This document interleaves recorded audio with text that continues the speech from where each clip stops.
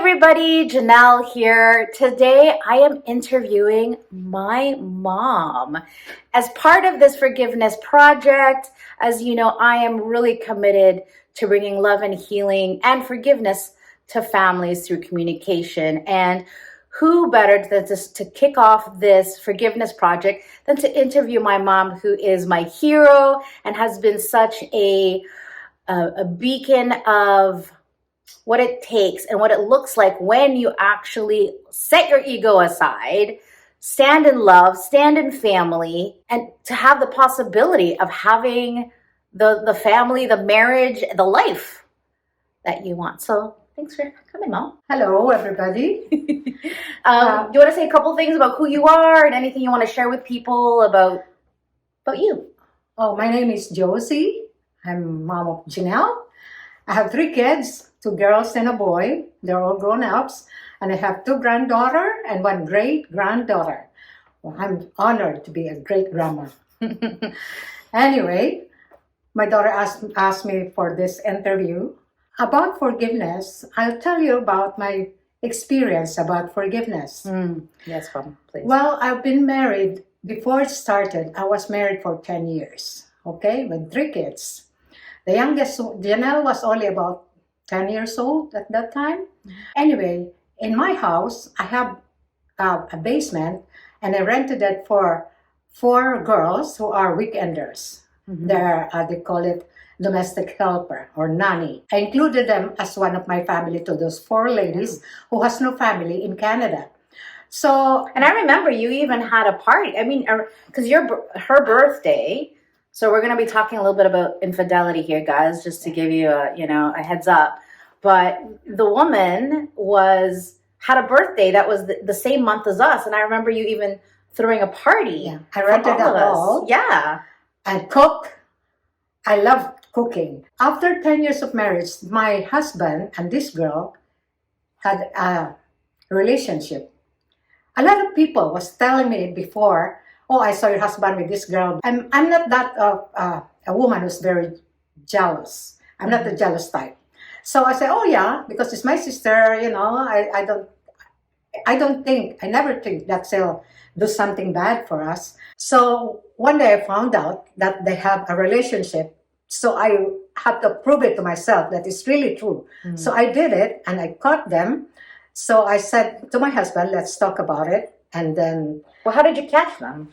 Well, I went to the place where the woman is renting, because partly he left my house. When I asked them, confronting them, I confronted them if they're really a relationship. But they told me I love gossiping. So girl said, "Oh, if you're telling me that I have a relationship with your husband to prove to you, I'll move out."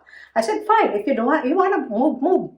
So one day, somebody told me that my husband and her is in this place. So I took the address. At 5 o'clock in the morning, I went there. So I parked my car in front of the house and I waited for them. I think I was there with you. I remember. So here's a memory I have. I remember being being in front of their house in the car with you. You're sleeping early in the morning, and then all of a sudden you're like, "There they are!" And then you ran out of the car. And then I heard screaming. And then, is that when you punched her? Yes. I punched her because I said to them, "Oh, is this gossip? It's not gossip anymore." And then the girl told me, "Why are you chasing your husband? Your husband doesn't love you anymore. Leave her alone. Leave him alone." So I punched her. I punched her in the nose. So I start bleeding. And then my husband gave me a hug. With my hand, it wasn't a hug. It was like not a hug, a restraint. Yeah. So I was so mad because I confronted them and they said it's a lie. They don't have a relationship. Yeah. That's what makes me mad. Yeah. If they just told me that they have a relationship, I can just fine. Yeah. But the thing is, they lied to me. That's my biggest thing. Okay. So when I was held by my husband like this, and then she was telling me while my husband was restraining me, she pulled my hair because before I have a long hair, and then she pulled my hair and she says, "Go home and leave your husband with me, and he doesn't love you anymore." The more I get mad, I try to release my right hand and punch her again on the mouth. So she's bleeding, nose and mouth. And I said, And then my husband was screaming, go home, because that's not the only thing you're gonna get. It's gonna get worse. See, I let go her. And I said, don't go home. We'll finish it now. So she ran to the house. Oh my God. And then I saw the eyeglasses on the ground, and I stepped on it and scratched it. Did you really? Yeah. All I remember is being in this passenger seat and having my jacket and was thinking to myself, oh crap, shit is gonna go down. And I remember putting my jacket over hiding, because I was like, oh my God, this is happening. And I remember part of me was like kind of excited, but also part of me was like, oh no, it's like you don't know what's happening. you don't know what's gonna happen. It was one of those memories that you remember when you're for your childhood. That was one of them. So I told my husband, okay, let's talk about this. Let's go home. So because I had a car, I went to my car, and my husband was going to the car, and I locked the car, and I said, you take the bus. So I drove, and I waited for him at the house. So, and I said, Janelle, go in the bedroom. And then I said, okay, let's talk about this. Now I found out that it's really true. And just, yeah, because, I asked him, I said, so now you have to decide whether her or us. And she said, I have to pick her because she's pregnant. I said, okay. What was your reaction when you found out she was pregnant? Were you like even more mad, or were you just like, did it not really? It doesn't matter to me. The thing is, he lied, he cheated. I don't care if he's pregnant or not, but, So I said, okay, so what's your decision now? What do you want to do? He says, we talk about it, and we make a decision that I'll stay 3 days to her and 4 days for you. I said, who do you think I am? I said, I'm not this type girl. I said, if you pick just 3 days, 4 days, there or here. And says, and then he says, since you don't want the 4 days, then I'll stay there 7 days. I said, that's fine, but I'll see you in court. He says, oh, don't scare me. He says, don't scare me. I said, I'm not scaring you. That's what my plan. I'm gonna sue you. I'm gonna take it to the court. He says, what for? I said, I have 3 children for your responsibility. He says, oh no. He says, I'll give you money. I said, no, I'll see you at the court. Let's settle it now. How much money do you want? I said, no. When it happened, when he moved, he came back. He wants to take all his clothes to bring it to her house. His new house. She took a suitcase, put clothes in it, and I said, what are you doing? She says, I'm taking this to my new place. So I kicked the suitcase. I said, you're not taking anything from this house, because those clothes, you bought it with my money and your money. If you want some clothes with her, you spend your money and her money, not my money and your money. Leave it. So I kick it. And then he was so mad at me. He says, you're so selfish. I am selfish? I'm giving my husband already away? I'm selfish? I don't think I'm selfish. I said, I'm giving you away because he likes you. So I'll give her to you. I'll give you to her. He says, oh yeah, you sleep. Says, still selfish. Okay, he says, because we used to have 3 cars. Yeah. And then he says, okay, I want to get one of the car. And as one of the cars, I want the van. And I said, why? He says, my girlfriend and I will deliver newspapers. I said, okay, you deliver newspapers, but you're not going to take any car. And then he took the key. But I told him, remember, all those cars are mine under my name. The insurance is mine. The registration is mine. You can take it. But as soon as you take out the car in the garage, I'm going to put in the police and say you don't live there anymore. And you're staying in my car. He got scared and he threw the keys and he left. I said, okay. So that's it. So from time to time, he phones. And if I found that it's his, because there's no cell phone at that time, I say, hello. And he goes, hi, mommy. I put the phone down. I don't want to talk to him because I'm going to cry. So anyway, I keep going with my full-time job, with my 3 kids, with all these problems we had.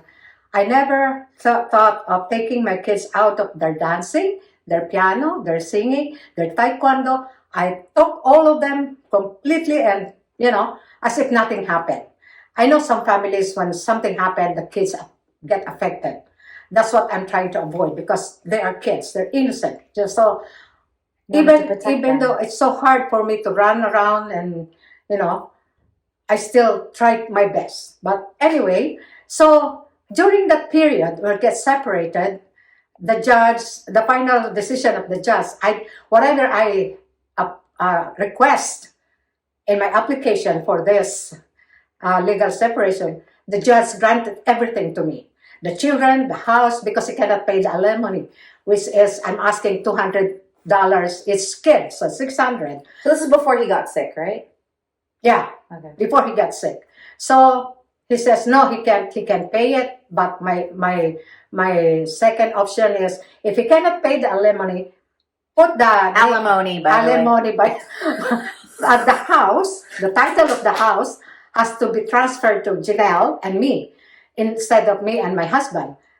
So the judge gave that to us. So everything is fine. So we live happily, the four of us, plus my mom.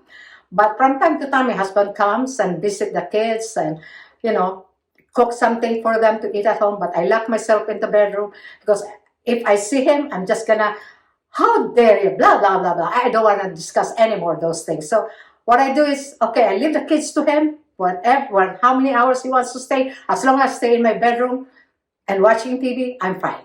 And then he'll knock and say, Mom, I'm going now. Okay, fine, lock the door, kids. And then I come out. Yeah. That's our situation that time. But you know what I do remember, though, as a kid? I do remember, and again, this is just a memory I have. I just remember us always walking somewhere, especially downtown.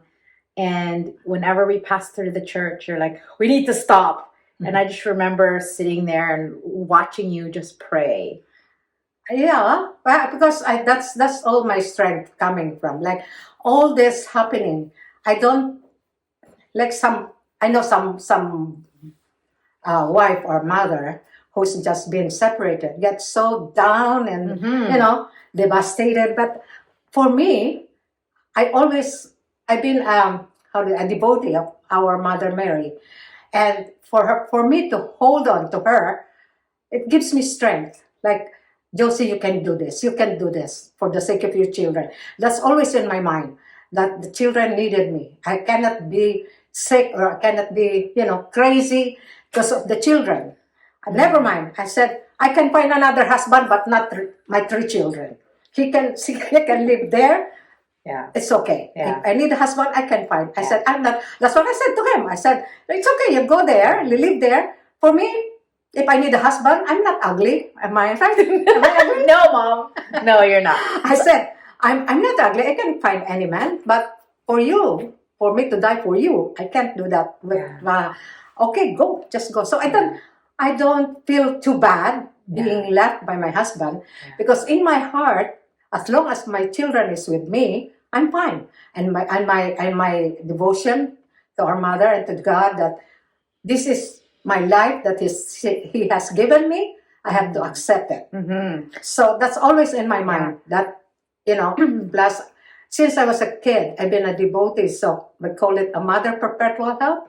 Well, every problem I have, I give it to her and then I'll get the answer. Yeah, it's so I working with so many people that have gone through infidelity and cheating.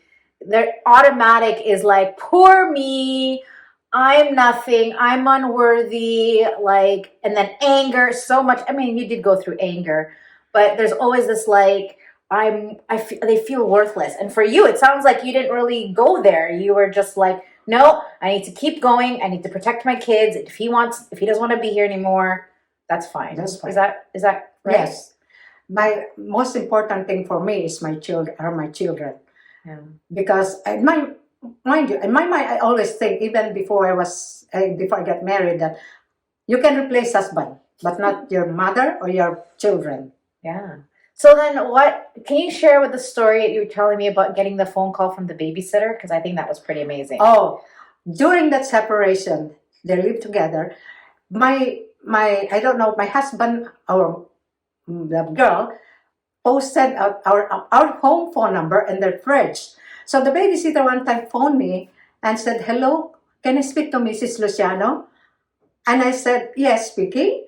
Oh, she said, you don't know me, but I'm looking after your husband's son. And my husband, oh, I said, yes, what's going on? What's wrong? She says, oh, because I came at the door and they were leaving and they forgot to leave the milk. The baby has no milk.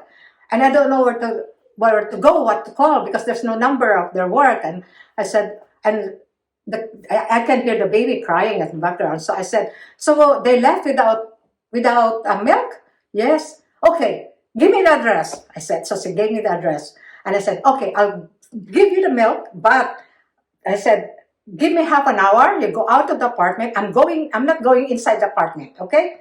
So I asked one of my girlfriend to come with me. And my girlfriend was so upset. She doesn't want to come. She says, if I were you, I'm going to pour, what she say? I'm going to pour a boiling oil on that kid. He says, why they're trying to slave you for that? He says, no, the kid has nothing to do with it. It's the mother. It's not the kid.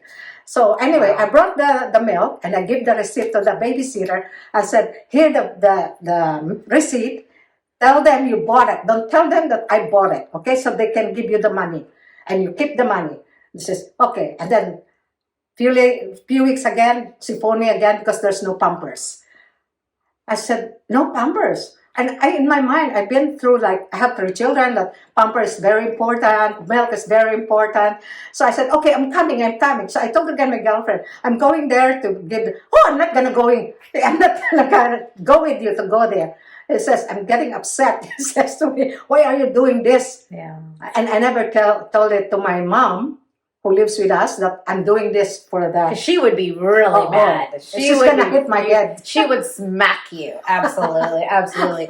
So anyway, so that was going on. And so every time I deliver something, I give the receipt to the old lady and say, don't tell them that I bought it. I gave it to you. Just say, you ask somebody, your friend or whoever. Yeah. I says, oh, thank you, Mrs. Luciano. Yeah. So let's jump to the moment where he comes back, where everything starts to change and he gets sick and he after 2 years, he phoned me, my family doctor phoned me at work and telling me that my husband is admitted in St. Paul's. And I said, oh, what for? Because my family doctor knows we got separated. And then he told me, as a wife, I think you have the right to know that he's sick. I said, what's wrong? Well, he came in for checkup because he has a fever for 2 weeks. It doesn't go down, and he's complaining of severe headache. So I said, so what's the diagnosis? He says, well, I don't know yet, but I sent him to St. Paul's to have blood test done. And they called me and they said they test the creatinine, but anyway, it's too high. And they won't let him go out of the hospital because anytime he'll collapse. And what's creatinine involved with? With the kidney. Kidney, okay. So anyway, I was standing there, I put the phone down and kept thinking, oh my goodness, I hope this is not karma for him. I feel so bad for him. Like, I said, oh, I better go. So I was working until 3 o'clock. So you didn't find out from Dad? Dad didn't tell you. You found out from the doctor. Yeah. I didn't know that. Yeah, Dr. Locke was the one who told me. So I went home from work. I cooked for the kids, fed the kids, and I told the kids, you eat. But I didn't tell them I'm going to the hospital to visit my husband because my mom is there. It was going to kill me. So I just go there and visit him. And then that night, he started crying. And he says, I'm sorry what This is in the hospital, in the room? In the hospital, yeah, in the room. And then he says, I'm sorry that, I made a boo-boo of our family, blah, blah, blah, blah, blah. And I said, well, it's over, it's done. There's nothing we can do now. All we have to do is for you to get better. And he says, oh, I hope I'll get better. I said, you will, just pray. I said, the Lord is the only best doctor in the world, I said. So that's all you can do.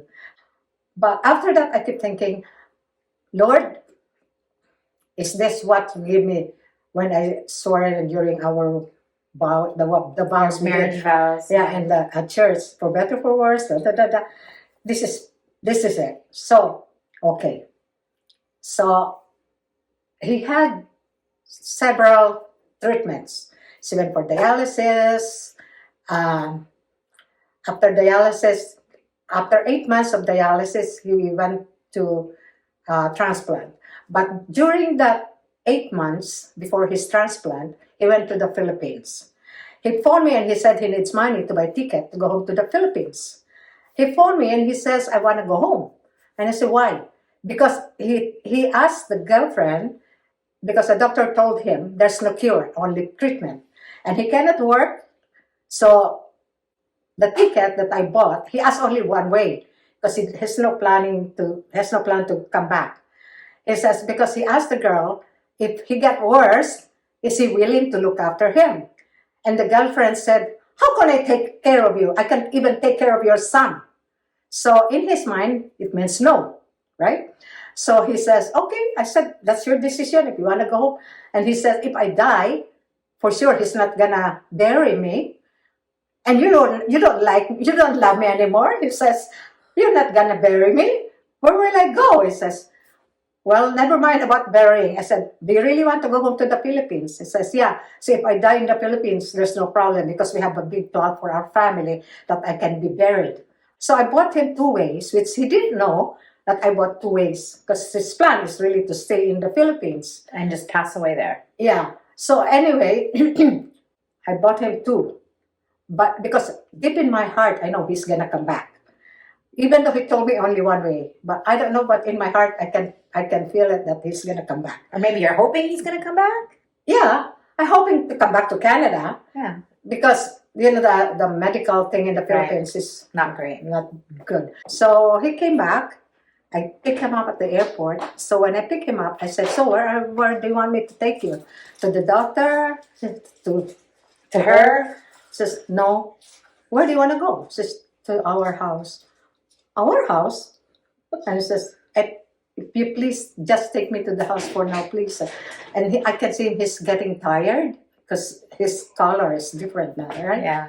So I said, okay, I'll take you to the house and we'll talk. You rest and we'll talk. So I took him home and your grandma was saying, what the heck are you doing, Josie? Are you crazy? Yeah. She says, why are you bringing him back again? I said, Mom, I'll talk to you later. She says, okay. So he came back. So we talked. And he says, the next day I said, okay, are you ready to talk? Or you want to go back there? I'll drive you there. Mm-hmm. And then he says, no, I want to talk. So he said to me, I'd like to come back completely in this family. What was your reaction? Were you like, heck no? Or you're like, yay? Were you confused? I didn't say anything yet. For that time, I said, are you sure? He says, yes. Well, I guess at this point, you kind of already knew that was his intention because you already found out from the family that... Yeah. Right. Yeah. Okay. So anyway, I said, okay. I said, but I have 2 conditions. I said, if you really want to stay with us, I have 2 conditions.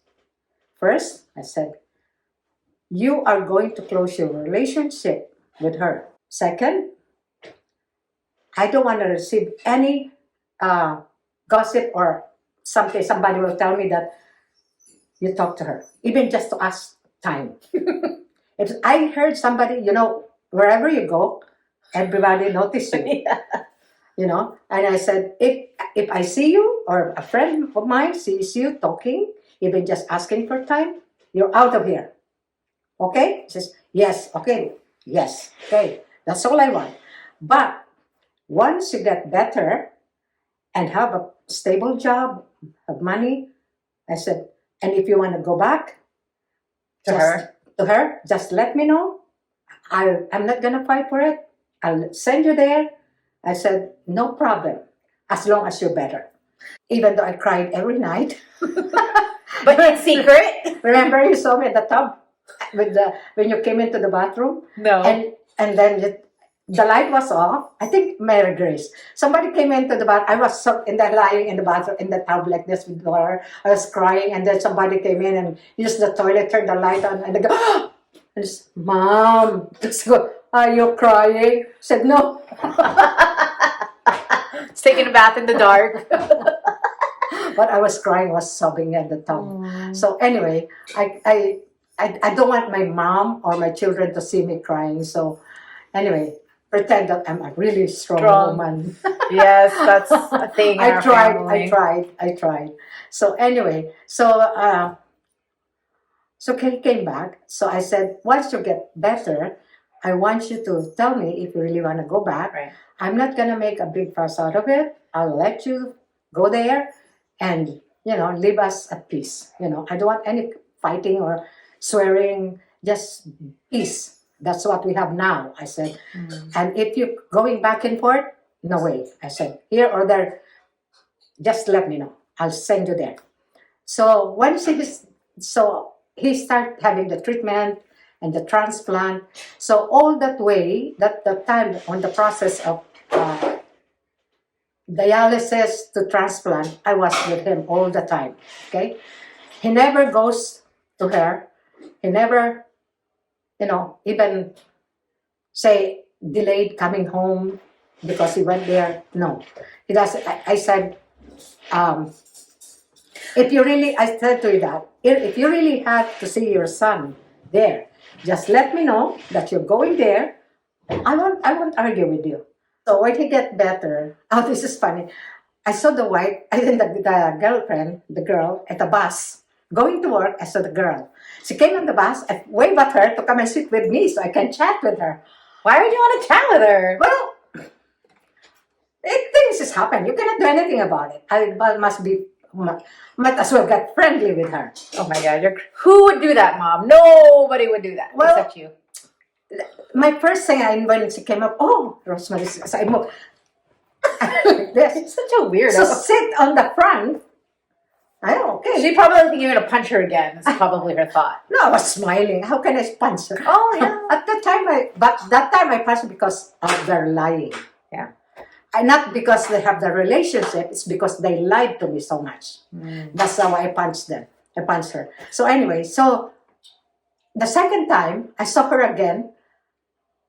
She's already on the bus. So when I came in, I saw her. I sat beside her, and I said, "How are you?" Okay, it's okay. Then bring gets off. Oh yeah, I'd be kind of uncomfortable too, right? And I said, "Oh, is this your stuff?" This answer, and I look at her, and I said, "I feel sorry for her. I've been, how do you say? I pity her because I put myself on her situation. Like, I will be. I'm not scared, but I'm ashamed. Yeah."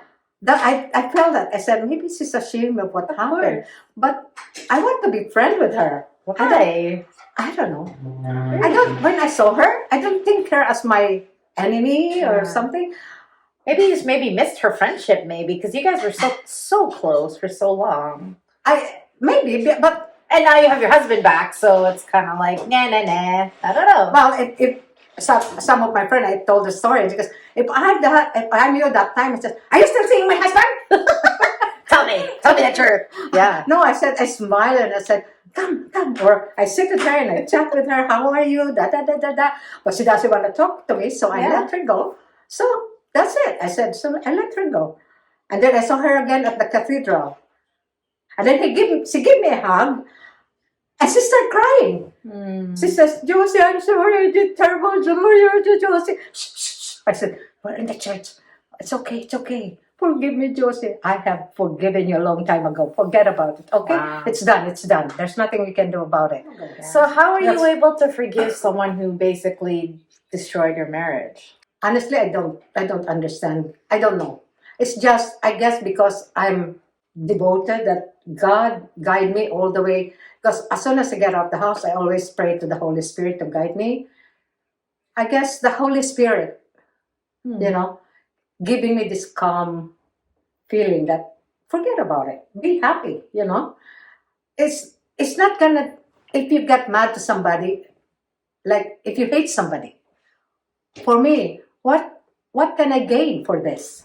The hatred, right? Yeah. Of refusing to give forgiveness. Yeah. Somebody said, "Please forgive me, I did this at time." No, I don't see anything will happen good if you don't forgive. Well, I think a lot of people would say that is unforgivable. Like it's so beyond for the realm of forgiveness, one might say. I don't believe that. Nothing is unforgivable if you really want to forgive. Yeah. If you really want to forgive, don't say, "Okay, I forgive you, but I don't want to talk to you." Just don't look at my, just, "I forgive you." That's not forgiveness. For me, sometimes I sit down and I said to myself, how can I do that to her When I see her at the bus, I'm so happy to chat with her. Mm-hmm. You know? That's how you know you could forgive them. Yeah. You've forgiven them. Because if you say, okay, I forgive you, but I don't want to see you, don't talk to me, that's baloney. Yeah. Okay, so do you see any situation then that's unforgivable? Like, let's say there's someone who hurt your child or hurt someone you love. Like, where do you see is like, I can't forgive that? Is there anything there you see? As long as you believe in God, the forgiveness of God, the love of God, nothing will happen bad to your family. Because you pray for them. Well, then how about people who don't believe in God or don't believe in Mother Mary, or maybe they're spiritual, they believe kind of God, but they don't have that. Or would you say then that it's harder for them to forgive? If you think you cannot forgive, always put yourself in their shoes. If you're in their shoes and you feel what she's feeling at that moment, how do you feel? Well, and I think some people might say, I would never do that, right? I would never get divorced. I would never cheat. And next thing you know, you're there. Don't say never. Right, exactly. You're there. It's so easy to judge what you think, I would never do that. And I've been there several times where I was like, wow. In the past, I would say, wow, people who get divorced, they're quitters. They, blah, blah, blah. And then I had to go through it. And then it was like, wow, right? And it's so easy to judge when you've never been there. It is. That's why I said, don't say never. What did you have any other new epiphanies about, like, and I guess what I'm trying to get to is there's moments that I think to myself, like, wow, if my mom had not taken him back, we would have not had that opportunity to say goodbye. Like, he probably would have died alone, is my guess.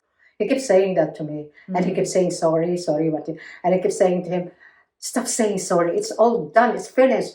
I don't want it to be a ghost of our marriage. I said, just leave it. Close it. Yeah. I get so mad when he always... Looking back at how you behaved and how everything went, do you regret anything? Or do you wish you could have changed something? Change something? I don't think I can change anything what God's planned to me. Okay. It's that, for me, when things happen, I consider it as God planned for me. It's up to me to act or follow what's in my mind that was put in my shoulder. Yeah.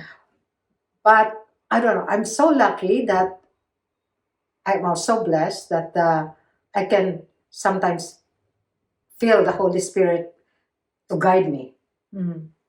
So during that time when we get together, even during our sleeping time, bedtime, I always ask him, I said, during the time when you're, how do you say it, crazy with this woman, do you ever think of me?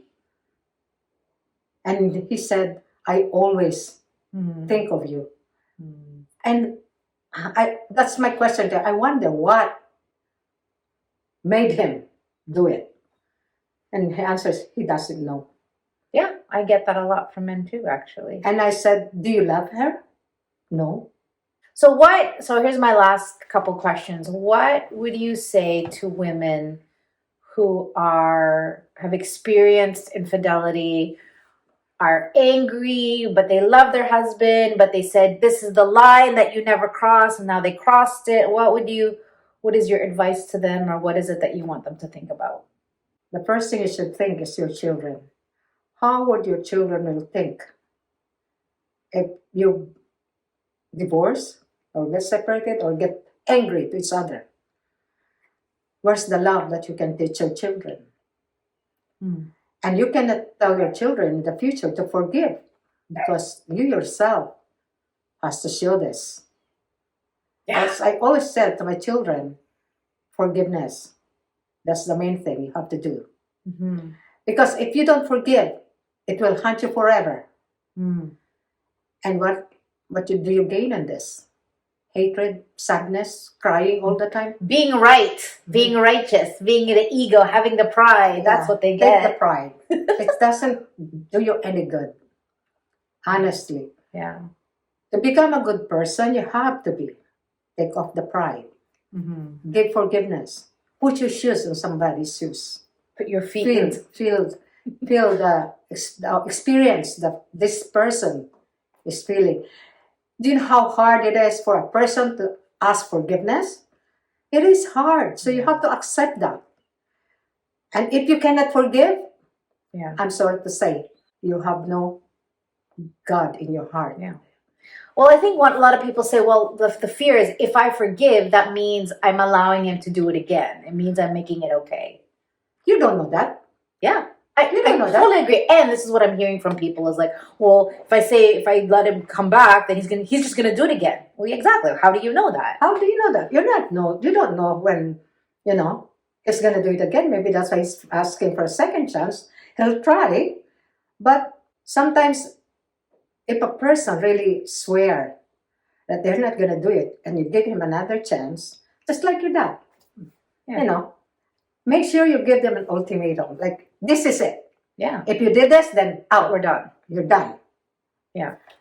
And some men will listen to that if they really love you. But if you don't love really your husband, it doesn't matter what you do.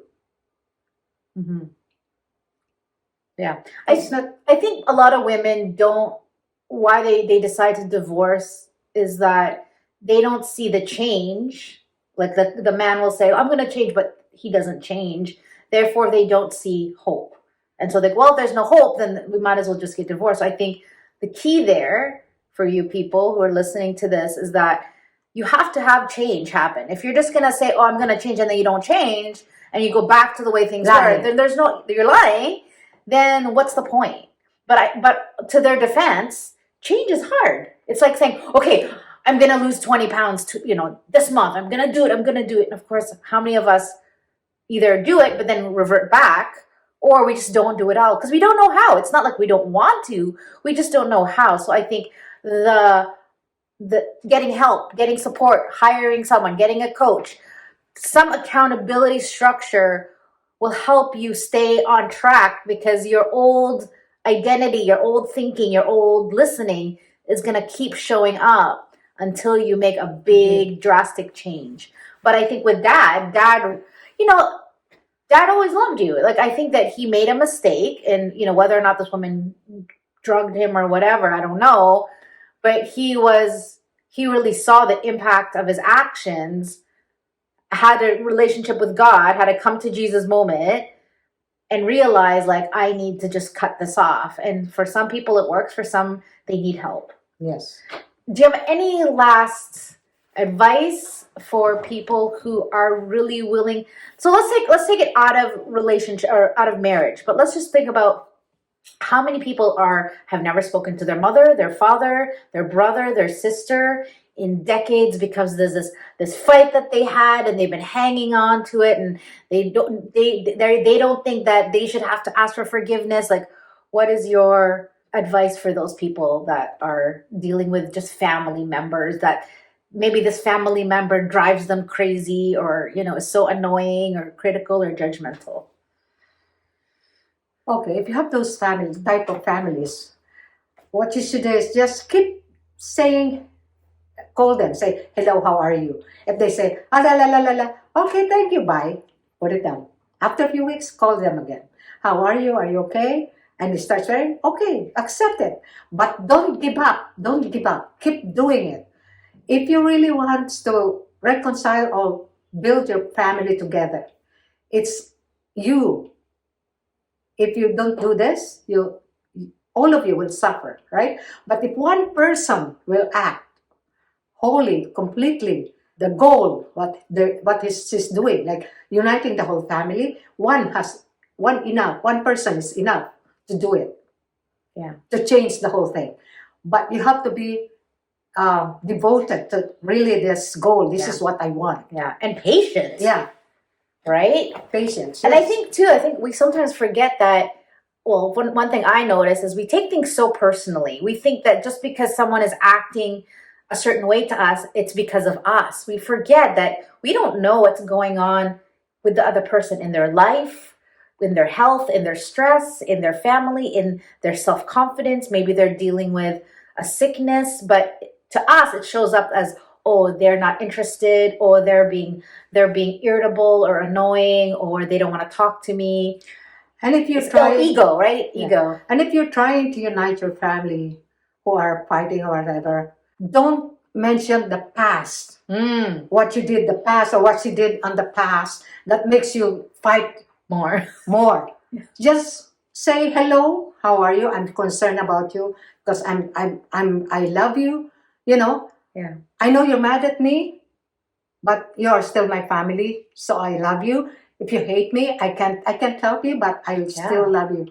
If you don't accept my love, I'm just still sending my love for you. Yeah. If one person will act, let's say five of you, right? This person acts like holy, and during that time, this four listening to you, listening to this person. Okay, they swear one time, two times. You keep saying, "Oh, okay, I still consider family." You insist the love, the forgiveness. I bet you, with that four remaining, one will come and join you to encourage these three to do the same. Yeah. Just tell them how you feel after you give the forgiveness, after you receive the forgiveness, or after you give the forgiveness. Let's say I'm telling you about our family, blah, blah, blah, blah, and one person will say, I forgive you. And then you say to her, I forgive you. This person will feel how you give her the forgiveness. And you yourself, oh, I'm proud of myself. I forgive somebody. It is a good feeling, you know? Yeah. Instead of, oh, I hate her. Every time you see that, it makes your face ugly. Honestly.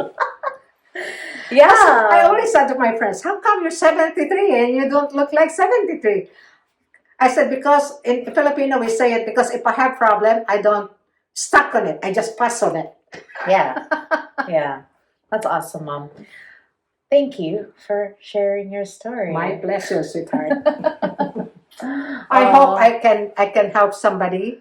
Yeah. To at least lessen your trouble. Yeah. Because I think a lot of people want to forgive, but there's something in their ego, in their pride that says, I can't forgive. That means I'm saying that what they did was correct. But that's not what forgiveness is, people. Forgiveness, really, at the center of it, is about you and your experience of your life, and freeing yourself from the emotional tie, the negative emotional tie that you have to a person, a situation. Because every time you think of them, every time you think of that situation, it's not a good feeling, and you're just hurting yourself.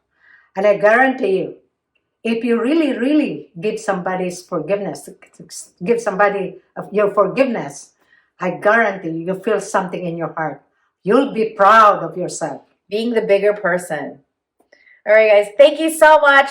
Watch for our next video, and please share your comments below as to what you got from this and how you felt about meeting my mom and anything else you want to share. Thanks, guys. Thank you.